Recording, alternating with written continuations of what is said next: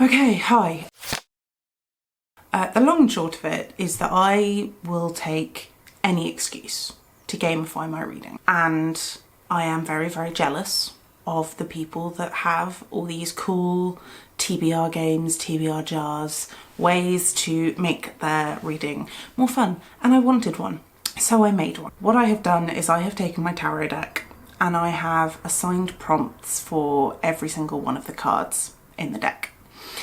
I have done this with reason. For each of the major arcana, I have taken kind of the meaning of the card and tried to assign a prompt based on that meaning. And with the rest of the cards, I have done it based on their suit rather than picking a prompt for every single card, because I would be here all day trying to pick out prompts. So loosely, the meaning of the different prompts, we've got ones is supposed to be inspiration and creativity. So I've tried to come up with like really weird and creative ways to prompt myself into picking a book, and I've just got 14 of them because it's 10 cards, and then the mother, daughter, father, son, family. Swords are supposed to represent change, conflict and power. So this one, all the prompts in this suit are designed to sort of push me out of my comfort zone a little bit, to stretch me towards challenging myself into better habits, into where I want my reading to go, basically in a way that takes a little bit more effort than I might do if I was just picking it up on my own. The suit of cups represents emotions and relationships, so all of my prompts in this suit are to do with other people, so recommendations from other people, getting people to pick for me. So there's a couple on here where my partner picks my next book, or I read one of his books, or looking at series as well, sort of the relationship between books as well as the relationships I have in my life. And then Pentacles is the suit of generosity and worldly possessions. So this is more to do with looking at how I get the book. So maybe it's a borrowed book, maybe I go to a charity shop and buy a book, maybe I go to a real chain bookstore and buy a book there instead. Maybe I read the most expensive book on my TBR, like something like that. So it's all to do with sort of worldly possessions and thinking about where my reading comes from, what I'm spending, all the different places I can get books from. I have a lot of places. I use my library very frequently. I get audiobooks from Spotify because I pay for premium. I get audiobooks from Everand. I have leftover books on my Kindle that I bought ages ago and haven't picked up. I have leftover audiobooks on Audible from when I used to have an Audible account that I still haven't listened to, but I still have it. And this suit also looks at the physical characteristics as well. So maybe it's the colour, maybe it's the size, maybe it's the type of book, that kind of thing. Not all of these prompts are about choosing a specific book. Some of them are about getting me to do an activity as well. There's a prompt on here that gets me to do a 2-hour reading sprint, for example, or there's a prompt on here that actually doesn't get me to read at all, but prompts me to do one of my other hobbies and take the time to do that instead. There are a couple of prompts in here that are not very nice as well, that might be a little bit difficult. And so there's a prompt on here where I'm banned from buying any books that month, which is probably a good thing. There's a prompt on here where I've got to finish a series. There's a prompt on here where I have to unhaul a book from my physical TBR that I don't think I'm going to read, which is probably a good thing. I don't like doing that. I would rather try the book and then DNF it if I have to. But I think sometimes if a book's been there long enough, I'm just not going to pick it up, and I need that push to just pick it up and push it away. This is something I'd like to try and do every month. I love gamifying my reading. There is always a certain number of books I have to read per month anyway. I always have to do my Buzzwordathon book. I'm currently following Leanne's from Literary Diversions Diviners read along that she's doing with her patrons. So I'm currently I'm sort of reading one of those books a month.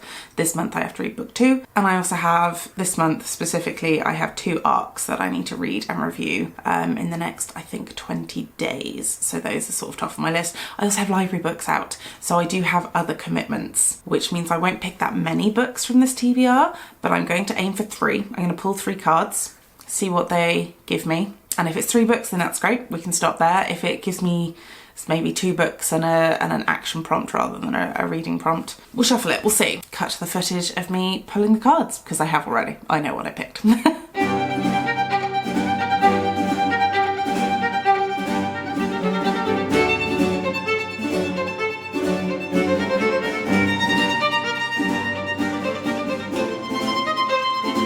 So the first card that I picked was actually a major arcana one. It was the moon. Now the prompt for the moon is, read a book you're intimidated by. One book immediately jumped to mind, and that was The Hunger of the Gods by Jung Gwyn. This is a big book. I spoke about this a little bit in my Am I Scared of My Physical TBR video that I posted a couple of weeks ago. It's a big book. It's quite dense Nordic lore behind the story. It is a good story. I enjoyed this series. I enjoyed the first book quite a lot, but I don't remember a lot of it, so I'm a bit worried that's going to play into it and then I'm going to get a bit confused and that's going to stop me reading.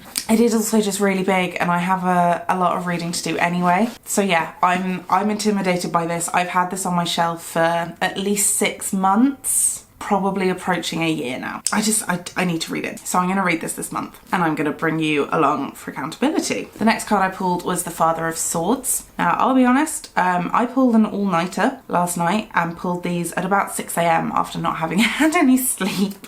So I actually misread this wrong. I read this wrong, the prompt wrong the first time, and I thought it was the Father of Cups.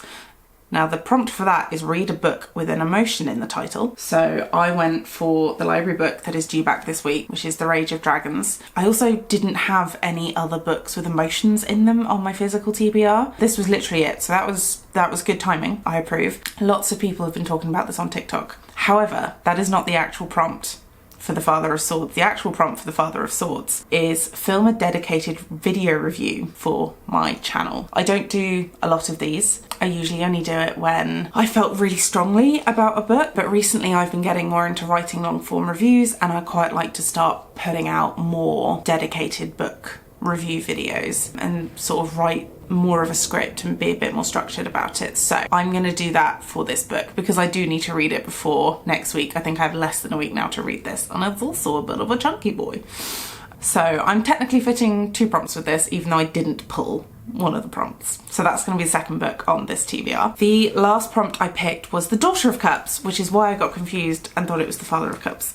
The prompt for the Daughter of Cups is read a book with mother, sister, brother, etc. in the title, so like a family member's name. I didn't have anything on my physical TBR for this, so I had to go to my longer digital TBR. At the beginning of the year, I wrote down everything that was on my digital TBR on the last day of last year, and I'm working through that in my bullet journal, seeing if I can tick off everything so I can roll over to sort of get rid of the ones that have been on there forever. And on that, I have The Daughter of the Moon Goddess by Sulin Tan. This was literally the only book on my extended digital TBR that had any kind of like relative's name in the title. So it was definitely that one. I've added a couple since this year, but I'm trying to actively pursue ticking off the list from last year just to keep things fresh, stop things rotting on my TBR basically.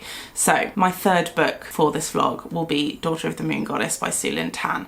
Now, I don't have a physical copy of this. My library doesn't have a physical copy. Nor does it have an ebook. It's not on Everand, but it is on Spotify and it's exactly 15 hours and 2 minutes long. And if you don't know, you get 15 hours a month of free audiobooks with a Spotify premium account. So it's like it was meant to be. So it seems like it's going to be a fantasy romance, which is not completely my thing. But I mean, the blurb starts with growing up on the moon. So I'm intrigued, but our protagonist is fleeing the powerful celestial emperor. It's a duology as well, so I'm not launching myself into some super long series, which would be nice. But yeah, those are the 3 books I will be reading for this vlog, and I'll keep you updated on to how things go. Right, small issue. I have listened to the first 2 chapters of Daughter of the Moon Goddess, and I really don't care about it. So I will be DNFing that one.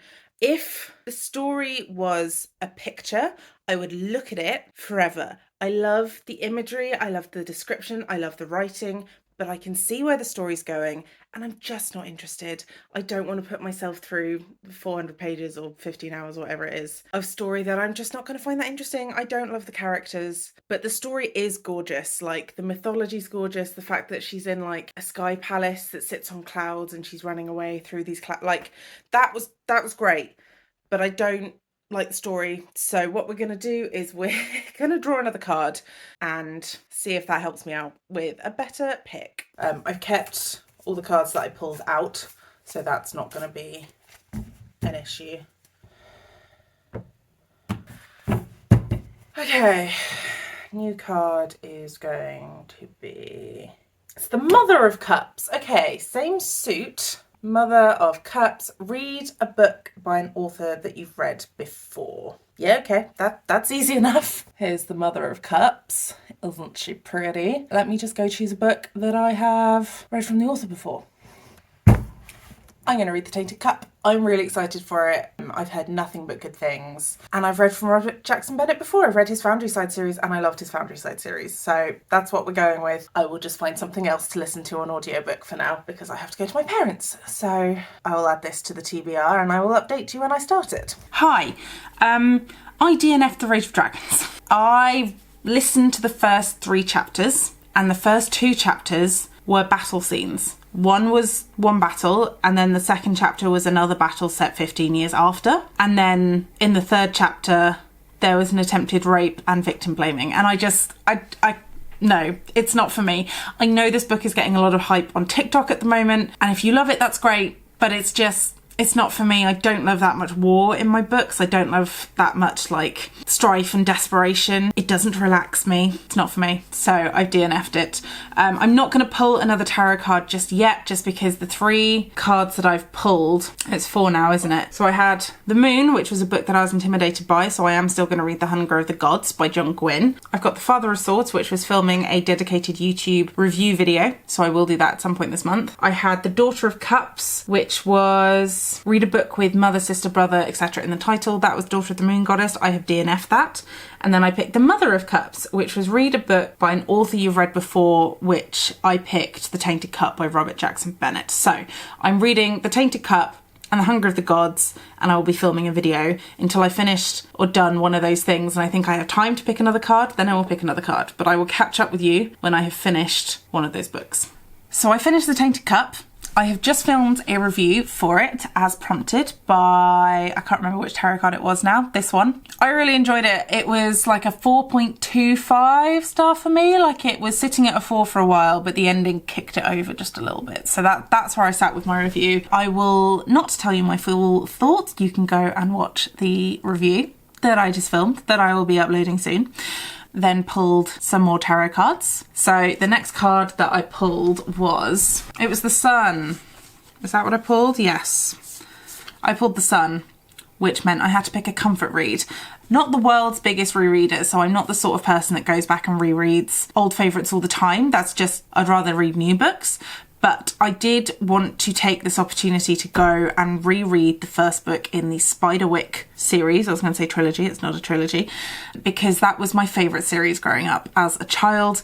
I love that series, and I'm currently trying to write something. It's a book. I'm trying to write a book that is set partially in the Goblin Market, and so the world of Spiderwick and the creatures that Holly Black and Tony DeSalizzi came up with, and the illustrations are hugely inspirational for the way that I view and see fairy creatures and fairy characters. So I want to take the chance to go back and reread that. I read it in one sitting in about 15 minutes because it's only 100 pages long. It's full of fantastic illustrations, and I only read the first book, which is the field guide. I loved it. This is still a 5-star read, and I'm glad that I pulled that tarot card just to take that time to actually sit down and read that book. I might now go ahead and finish the rest of the series because I could finish them all in maybe an hour and a half if I really wanted to, and I just loved them, and it was really nice and really comforting to get back in that headspace again. So big fan of that pull. Big fan of the Tainted Cup one, which I believe was the author one. Read a book by an author you've read before. And then I pulled a funky one. I pulled 10 of Wands, which was organise your physical TBR from longest to shortest and then roll a d20 to select one. Now, you will have seen already that I just added like 20 books to my TBR because I bought a whole load of charity books. So this is how that went.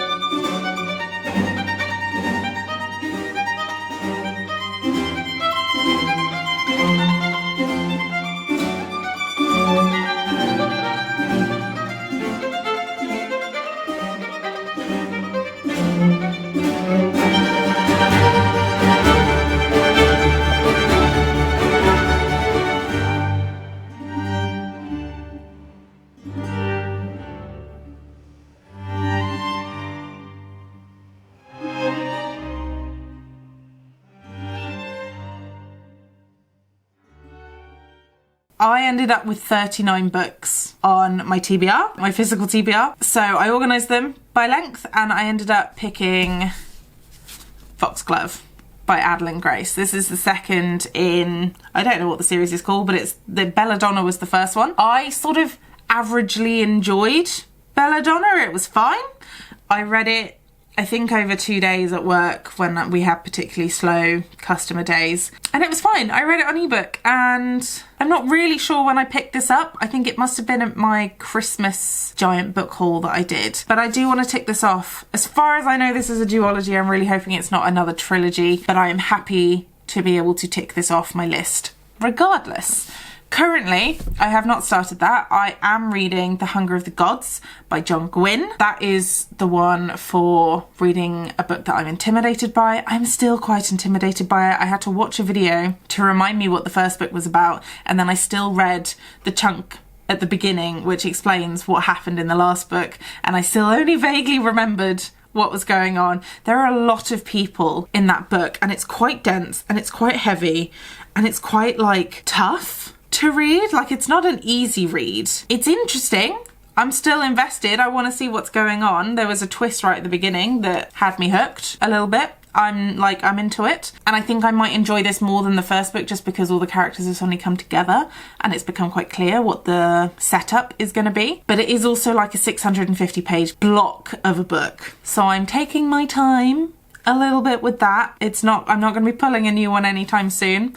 Hey, this is Editing Cat. I completely forgot to say that I also pulled the Empress card, which was a prompt to get me to read outside, and I just did not mention that in this clip. Soz. I have fulfilled my film and video prompt, so all I have to do now is read outside, read Foxglove, and read Hunger of the Gods, and I'll be up to date. And then once I've done all that, I will pull another tarot card because I don't want to rush myself through the 2 books that I've got going.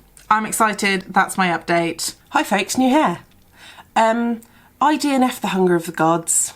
It just really wasn't for me. I could feel it putting me in a reading slump. I think it's a well-written book. I think the concept is really interesting. I think the characters are not super well fleshed out, but like they are each their own. They are very clearly who they are. It's obvious who each character is. For the main guys, there were too many secondary and tertiary characters that all had very similar names. So I kept getting confused. But I think the main thing that just put me off for good was the fact that I just didn't care about the story. I didn't have anyone that I could root for. I didn't have anyone that I was super excited to read from their point of view. It was all a bit sort of death and gory and tricky to get into, and it was an intimidating length, and I don't like it when that's a factor. Like, it doesn't make me feel great about my reading, but I'm reading a lot of long books at the moment. I'm reading Jonathan Strange and Mr. Norrell. I'm reading Lair of Dreams. I'm reading a book that I started in October last year, and I'm DNFing it. Like, if I was a soft DNF person, I would say it's a soft DNF, but realistically, I know if I've put a book down, I'm not picking that book up again. So I am still going to read Foxglove because I know that's going to be a bit sort of lighter and easier to get into. It's not quite as long.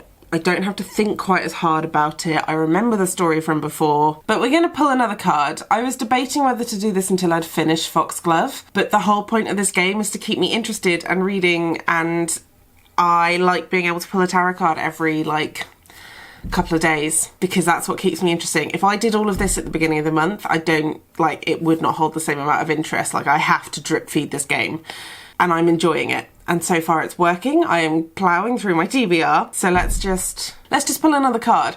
I've just realised you're sitting on the tarot card, so the angle might change. Bear with. Hello, you're lower down now. I can't tell if I prefer that, to be honest. I don't really have like a set way that I set up my camera. I'm still trying to work out how I want to use this light. I looked very orange last time I filmed with this, so we'll see what this clip turns out like. But I think I might just need to get a different bulb. It's very bright. Because it's not a ring light or anything, it's just a very bright lamp that my parents were throwing away. And as always, I've kept the other cards that I've pulled out. I will also say, I think I said this in the last clip, but I have already filmed a video review for the Tainted Cups, so that's one of them down, and I still need to read outside. So as it stands, I have to read outside and I have to read Foxglove.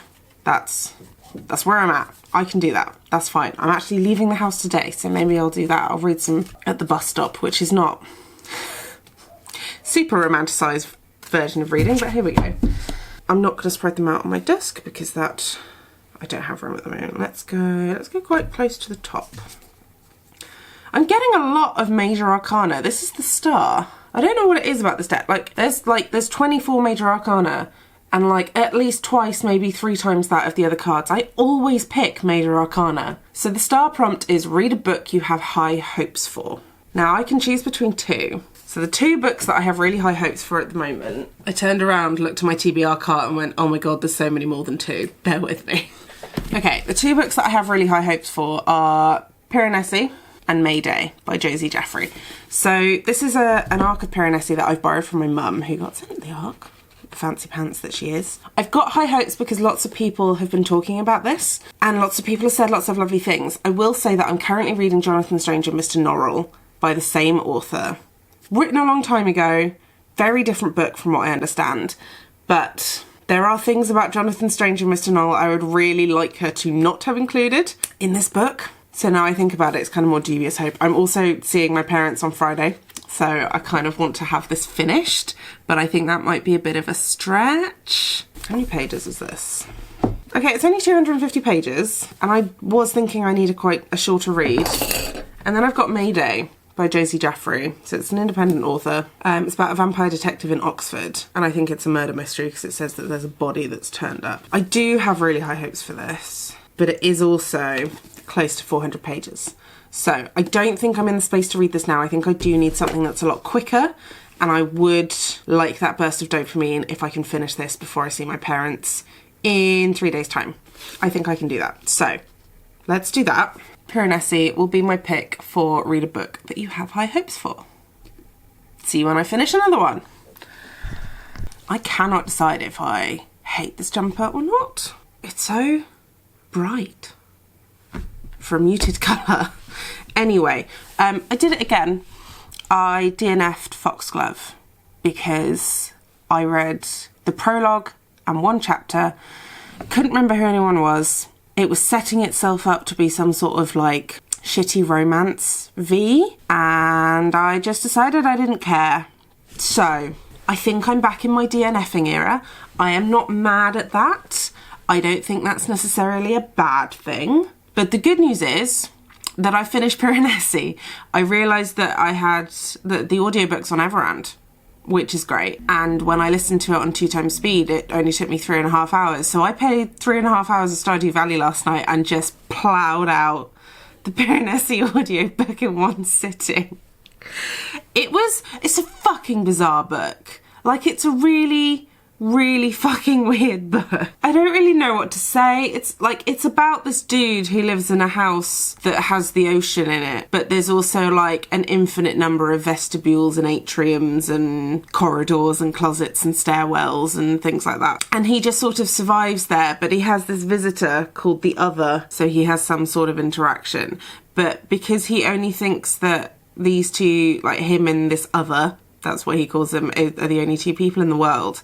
He's got a really interesting concept of the world that he lives in because it is so small. There are remains of dead people in there, and it's a great example of a story with an unreliable narrator, which is quite cool. But the whole place is just kind of a mind fuck. It's not completely ethereal and abstract like it is. You could class it. No, you couldn't class it as urban fantasy. It is set in modern day, technically. And if I say anything else, I'll spoil it. But it's just a really odd book. It's a really odd book, and I'm really glad I did the audiobook because Susanna Clarke doesn't know how to shut up or cut out the important bits. Now, I say this, I'm currently in the middle of the audiobook for Jonathan Strange and Mr. Norrell, which, as I'm sure you know, is ridiculously large. My current thoughts on that are that she could have cut half of that book out and it would not have made a difference. She really enjoys going on long tangential stories about these men. It's always men. It's always middle-aged white men. She is a woman that loves to write a middle-aged white man. I will say there is more diversity in Piranesi than there is in Jonathan Strange and Mr. Norrell. That is handled slightly better, but good God, everyone is a middle-aged white dude. And they're all scholars, and they're all selfish and arrogant. No one's particularly likeable. It is making Jonathan Strange and Mr. Norrell hard to read, but that's for another video. That's not for the Tarot TBR. That's just because that's another video. Piranesi was fine. I think I gave it a 4-star just because there was a heavy sense of intrigue. Like, she nailed the intrigue with Piranesi. I was like, she was dropping crumbs and dropping hints because Piranesi is such an unreliable narrator. You felt yourself like snapping up the information as she breadcrumbed it for you. That I really enjoyed. Didn't love the setting just because sea and ocean settings aren't really my thing. I don't vibe with them very well. But I will say, as a story, I quite enjoyed it, but it wasn't the story I expected to read because of the cover. So the cover looks like this, and because there is a faun and a satyr on it, I thought it was going to be much more, not Pan's Labyrinth because that's a different kind of Pan, but more mystical and magical and actually have more creatures in it. Maybe that's me just not reading the blurb properly or something, but that was the impression I had. That is absolutely not what this book is. Don't get me wrong, there is a faun in it, but it is a statue of a faun. That is not the main character. For the first like 4 chapters, I was picturing Piranesi as this faun character. He is not. Piranesi is a man, is a straight up dude, a middle-aged white dude, because it's Susanna Clarke's favourite fucking character. Yeah, that's where I'm at. The only thing I've got left to do on my little Tarot TBR to-do list is to read outside. And it is currently, it's sunny, but it's also got that like 3D drizzle that gets every single inch of you soaked in about 5 minutes. So I will not be leaving the house today, but it does say it's going to be sunnier tomorrow without rain. So I think I'm going to go on a big old walk and do some reading outside tomorrow and get, hopefully, another chunk of Jonathan Strange and Mr. Norrell out of the way. But it means it's time to pull another card. So we're going to do that. I would really like to not DNF this next one. I think I'm halfway to a reading slump. DNFing, what was it called? The Hunger of the Gods. I was so close to a reading slump with that book because I just didn't want to read it. But in my head, I was like, no, I have to finish it. And giving myself permission to DNF it was the best choice I could have made. And I know have I DNF 4 books? That's about average for me for a month, and I've DNF 4 books in a week and a half. But I have a lot of books on my TBR, so I'm fine if I'm rooting them out, because if I don't want to read them, then I don't want to read them. A lot of the DNFs that I'm DNFing, or the books that I'm not that like hyped about, are books that I read this time last year that were like first in series. So they're second books in the series. Second books are always quite hit or miss. And because it was a year ago since I read the first book, I think there's definitely a disconnect between maybe the enjoyment or the obsession that I felt then to now. I think that's just cooled, and I'm able to sort of look at these books and go, actually, I didn't enjoy them that much. I would love a 5-star right now. I can't remember the last 5-star book I read that wasn't a reread, because I read the field guide for the Spiderwick Chronicles. That was 5-star, but I knew that was 5-star because I'd read it before. Tainted Cup, I was hoping was going to be a 5-star and wasn't, so that was disappointing.